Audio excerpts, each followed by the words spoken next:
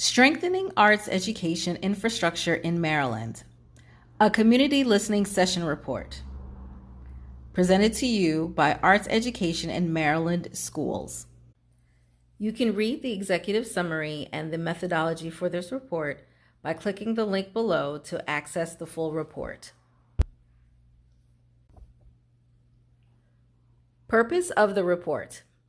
Arts Education in Maryland Schools, also known as AEMS, is presenting this public-facing report to ensure a transparent alignment of our work in information gathering with our commitment to the value of community. AEMS seeks to illuminate and highlight the power communities have to make systemic change. This report uplifts and centers the voices of arts educators, both the current transformative impact that they have on their students, as well as the impediments that prevent arts access, interfere with educators' delivery of instruction, and fail to provide necessary support for meaningful arts education. Additionally, the findings of this report necessitate a call to action for Maryland leaders to address local and systemic issues that arts educators around the state face. The needs and concerns that educators raised, which this report enumerates, will also form the basis of AEMS advocacy efforts to ensure that Maryland leaders hear their constituents' call to action. Central themes: snapshots of the state of arts education. Initial responses by arts educators regarding their feelings on the school year were ambivalent experiences of arts education in Maryland's public schools. Further prompts and conversation elaborated these cursory reactions, but the even split of 9 positive, 4 neutral euphemistic, and 13 negative descriptors speak to the fulfillment of the work, the positive impact of the arts, and also the lack of support, validation, and cynicism Maryland arts educators experience.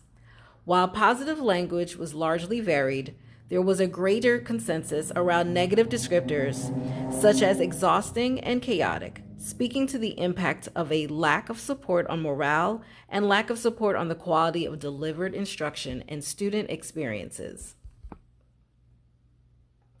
Positive descriptors included fun, exciting, memorable, happy, productive, insightful, amazing, promising, rewarding.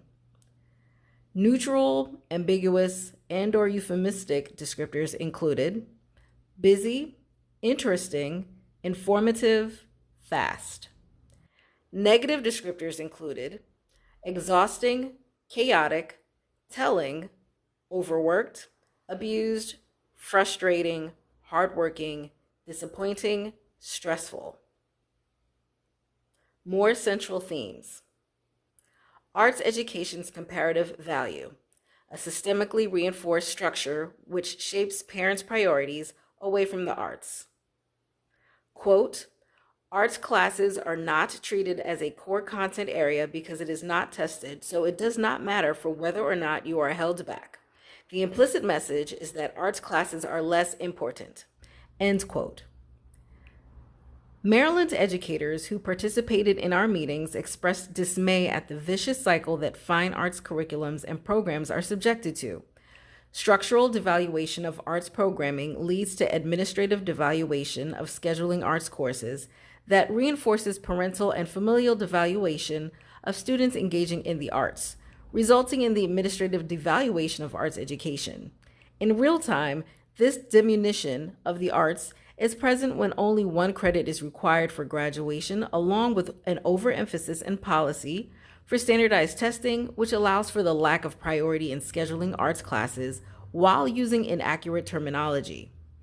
Because families do not see arts courses listed as a part of the core curriculum, they may feel justified when discouraging students from either taking arts courses seriously, engaging in arts classes, or pursuing arts majors in higher education and creative careers.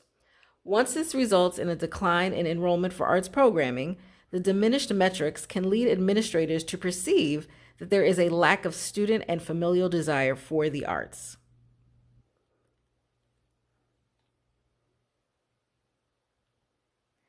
Educators commented on the connection between the financial incentives, or disincentives, related to the performance in standardized tested areas and parents' implicit and explicit priorities for their children, lamenting that, quote, the system is set up to make students feel like they have to pass content classes to avoid summer school, end quote.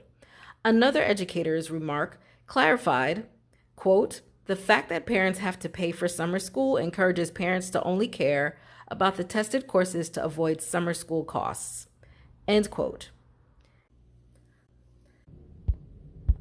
Cynical parental and administrative priorities can adversely influence students' own understanding of and engagement with the arts.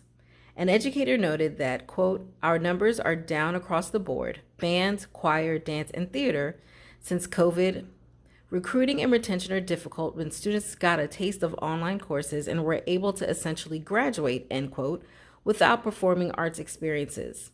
Another educator shared that their students are, quote, feeling discontented and as though they can use art classes as a break, end quote, approaching these courses in the similar manner in which schools have belittled them with non-essential labels, as if those, quote, classes don't matter, end quote.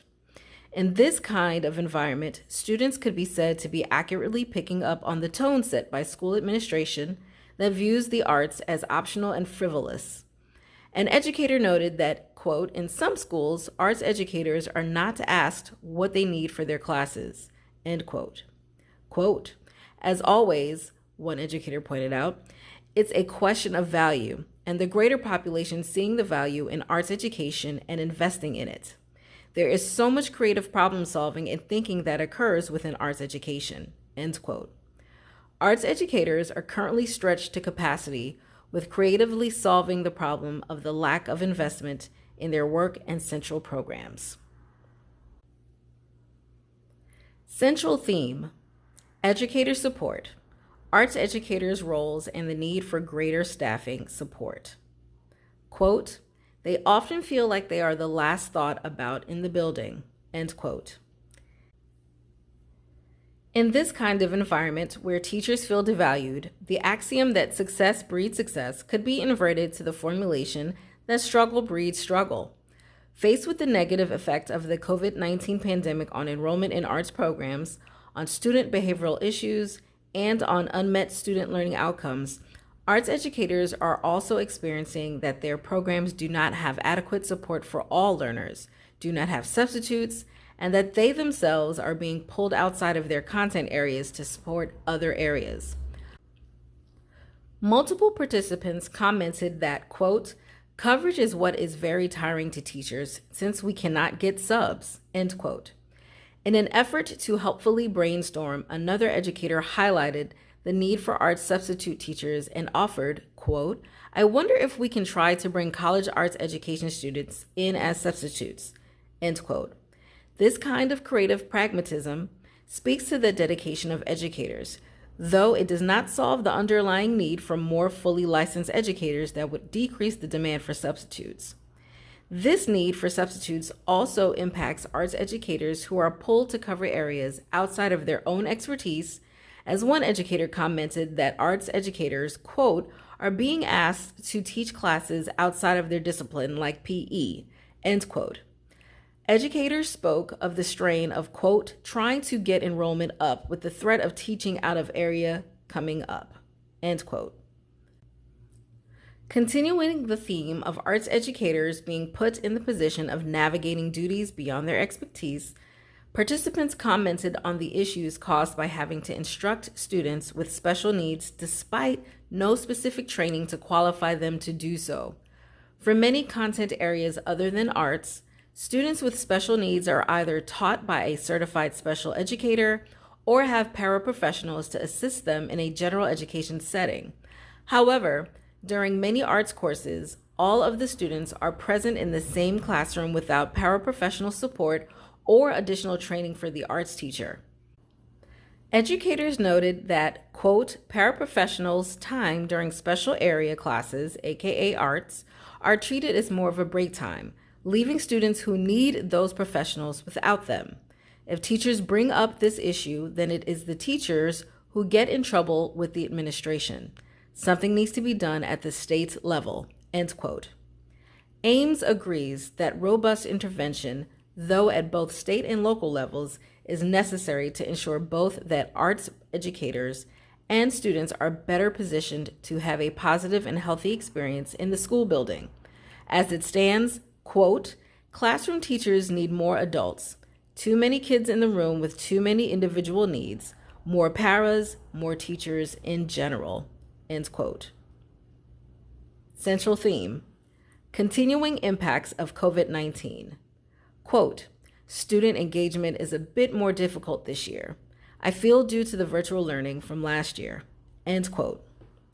In addition to navigating the needs of students who need paraprofessional support, arts educators are facing the continued ramifications of the COVID-19 pandemic on students' learning and mental health, as well as the disproportionate impact on performance-based arts.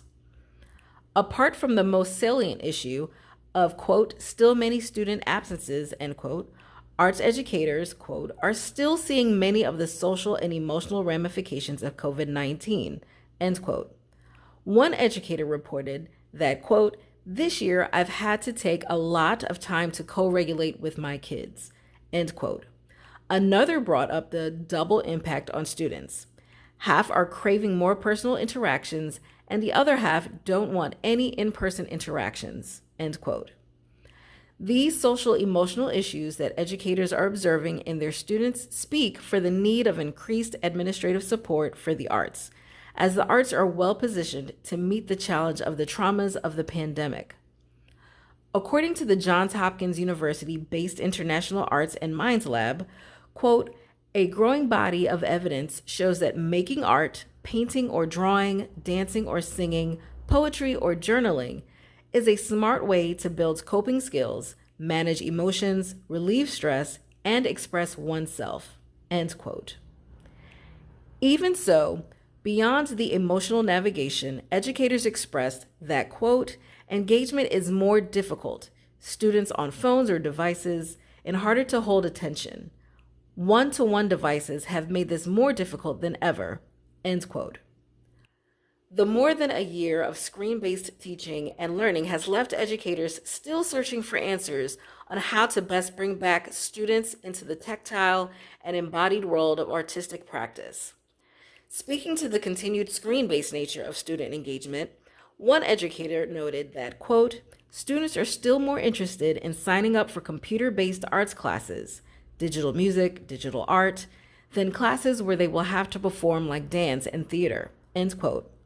While media arts is an important and growing arts discipline, students should have access to experiences in all arts disciplines, including those of dance and theater, where the importance of risk-taking and freedom to learn through mistakes takes on a physical, visceral form. Lastly, an educator raised the issue of student engagement as it relates to the continuity of learning. Not only are educators finding it difficult to gain interest and excite students in class, but, quote, keeping students for all 4 years is a challenge, end quote. Despite this educator coming from a particularly art-robust school, quote, with theater, dance, band, choir, 3D art, and 2D art, end quote. Continuity of learning and depth of study are significant in ensuring that school community building programs like school choirs, band programs, theater productions, and dance teams can be sustained, as well as leading to increased benefits in student academic performance and well-being. Central theme, retention and recruitment. Undervalued and unsupported educators are leaving. Few are replaced. Quote, my classroom is robust and is working well, but we do not have a chorus teacher at this time and have been without a full-time vocal teacher for the 3rd year. Very disappointing not to be fully staffed, end quote. The aforementioned sections describe many Maryland arts educators' work environments. It is little wonder that, as one educator informed AEMS, anyone in our district anywhere near retirement is opting to leave, end quote. The following statements from arts educators corroborate these observations. Quote, I have noticed more transitions in terms of positions and periods of burnout for educators in the arts. We had a lot of staff turnover at my school from last year to this year. We've seen a lot of people leaving the field of education in general. As a county, we have more openings than ever." End quote. The list of dire circumstances goes on, with educators pointing to their heavy workloads, lack of program support, and the exhaustion of COVID as key causes. Quote, "Across the board, myself included, teachers are tired and are pressed hard to do additional work, especially if pay is not commensurate with the work." End quote.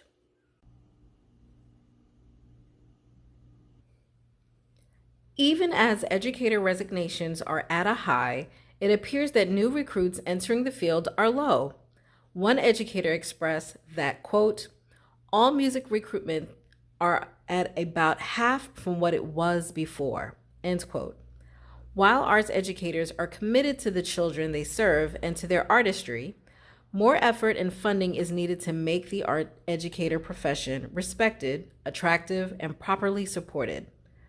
Educators noted that, quote, "There is a school to teaching pipeline issue," end quote, and that, quote, "We need more young people to choose arts education at the university level," end quote. AEMS is committed to examining ways in which educator recruitment can be addressed, including from the standpoint of the school to teaching pipeline. However, students can already see in the structure of their school schedule, in the vocabulary for talking about arts courses, in the lack of adequate facilities and equipment, that the arts are not considered legitimate or important as an area of study. Why should they seek to put themselves in the shoes of their teachers, whom they see, quote, "are stressed the hell out and it's reverberating. They need lots more support," end quote. Central theme: the arts persevere. The arts continue to have transformative impact on students. Quote, "I am currently implementing a studio format in my elementary art class and studio. Young artists are very receptive to exploring their own art practice while still increasing their technique and skills." End quote. However embattled, arts programs in Maryland's public schools are worth fighting for. Maryland's arts educators continue to share the transformative power of the arts with students. In addition to, and despite the issues enumerated throughout this report, educators also declared, quote, "Lots of amazing students doing amazing work," end quote. A K through second grade music teacher shared that, quote, "My music room is joyful, loud, and messy most of the time. My ultimate goal for my kids is to find the different ways they enjoy music while exploring their own artistry," end quote. This sort of exploratory learning modality offered by the arts and the chance for students to be excited and find joy and satisfaction through their artistic learning is vastly different from the teach to the test mindset that dominates a school culture centered on standardized testing. For students traumatized by the COVID-19 pandemic, the arts are an important part of healing. As humans and global citizens, arts learning modalities provide essential skills and mindsets. Educators outlined these same benefits, with one detailing that, quote, "Classes of 20 to 30 kids, multiple performance opportunities, getting students to learn how to interact in person again, the arts are a great vehicle for that," end quote. Some educators reported meaningful, positive support for their programs. One joyfully shared that their school had, quote, "a new performing arts building," end quote. Another contributed that our community right now is rebuilding. We are coming back to a place we were before the pandemic in terms of programming. Our programming is wide and varied. AEMS applauds those schools and local education agencies that are investing in the personnel and facilities necessary to bring robust arts experiences to their public school students, and will continue its advocacy work so that more schools, communities, and local education agencies can join them. Calls to action. The above report lays out a stark situation of undervalued and unsupported arts educators in understaffed programs. In addition to the tribulations of the COVID-19 pandemic, Further changes and uncertainty are coming to Maryland schools as the landmark blueprint for Maryland's future legislation is implemented and as the Maryland State Department of Education begins its second leadership transition since 2021. Responding to the community feedback in Maryland's public education landscape, AEMS lays out the following recommendations for school system leadership, including state and local superintendents and boards of education. Please note, as the situation of the arts has not radically improved since issuing our prior report, there is some overlap between recommendations.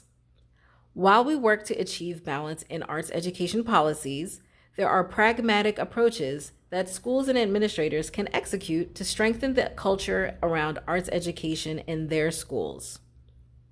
Recommendation number 1. Make language changes from the top down that acknowledge the parity of arts courses with standardized test courses.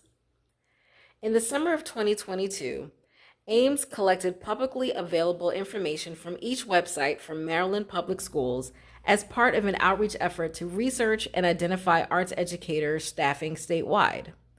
This collection process revealed the range of terminology used by school administrators, which seemingly suggests the lesser importance of arts courses compared to standardized tested subject areas.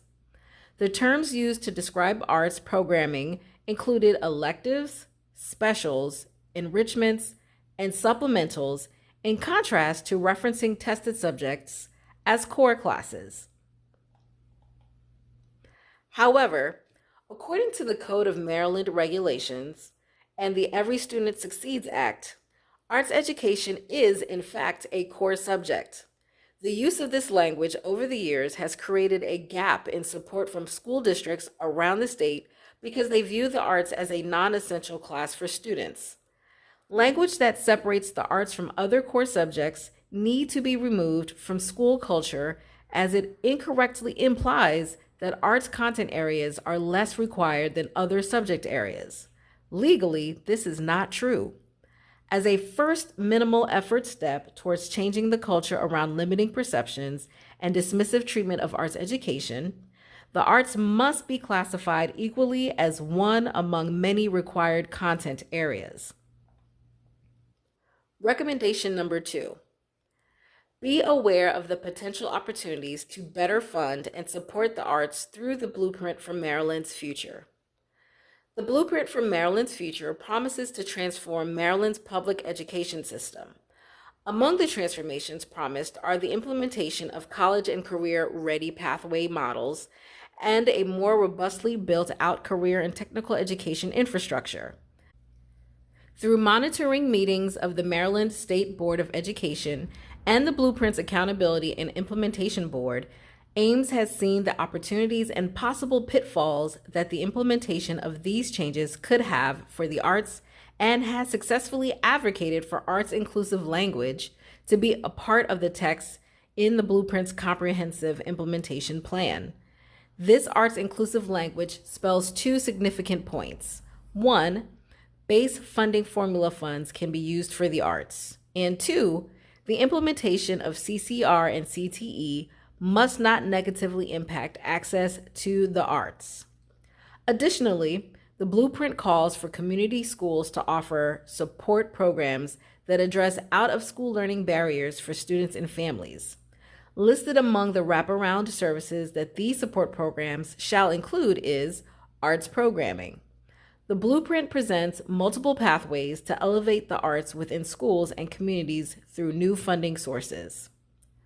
Recommendation number 3, retention and recruitment. By increasing arts and paraprofessional staffing to support teacher capacity, schools can retain arts educators and create appealing work environments for recruitment. Referring back to recommendation number 2, schools must increase the quality of the work environment for current arts educators as part of their effort to effectively promote arts education careers as desirable. Beyond aggressive recruiting to fill existing vacancies, school administrators can ensure that school counselors are informed of arts educator degree programs at Maryland's Institutes of Higher Education. Counselors and educators should also be made aware of the teacher recruitment and retention opportunities offered through the Blueprint's directive to expand Maryland's loan assistant repayment programs for public school teachers. AEMS commitment. AEMS is committed to ensuring that all students in the state of Maryland have access to high-quality arts education by mobilizing power to communities through advocacy programs, professional and leadership programs, and resource building and sharing. This report not only indicates the direction that schools and local education agencies should take to support their arts educators, but advises AEMS future actions and programming that can directly address the issue Maryland's arts educators have raised. Commitment number 1, ensuring that the implementation of the Blueprint for Maryland's Future has a positive impact on arts education in Maryland's public schools. While AEMS recommendations have highlighted the positive potential of the Blueprint for Arts funding, challenges still exist for the arts in the statewide Blueprint implementation plan. The local implementation plans will also present unique challenges as local education agencies try to balance and meet the various Blueprint directives. AEMS is actively monitoring the local implementation plan proposal and review process to ensure the arts are not left out or marginalized. Due to the leadership transitions at MSDE, the continuing timeline for local implementation plans is nebulous. AEMS remains in touch with MSDE as they work on Blueprint implementation so that we can continue to effectively advocate as the implementation process resumes. Commitment number 2, working with institutions of higher education to develop resources to strengthen the student to arts educator pipeline. AEMS is working with the Higher Education in the Arts Task Force, also known as HEAT Force, to gather information about undergraduate and graduate degree programs for the arts in Maryland. Serving on the Baltimore Arts Education Initiative's Teacher Pipeline Working Group, and as co-chairs for Maryland's Fine Arts Education Advisory Panel, AEMS is working collaboratively to discuss and compile recommendations for teacher recruitment and retention. Furthermore, AEMS is working to create accessible resources to assist in educating school counselors about these opportunities. Commitment number 3, leverage Maryland arts education data to target support. AEMS is making data about arts education in every Maryland public school available to the general public through its work with the Maryland Arts Education Data Project, run by Quadrant Research, and in collaboration with the Maryland State Department of Education. Visible through a website that hosts a series of navigable dashboards, the data from the state, county, and school levels include how many students have the choice to take an arts class, how many students are currently enrolled in arts classes, which arts disciplines students have access to and are enrolled, the number of certified arts educators, how the above numbers have changed over time. This information will help decision makers and advocates more clearly identify and address trends in enrollment and teacher shortages to provide greater support to teachers and students.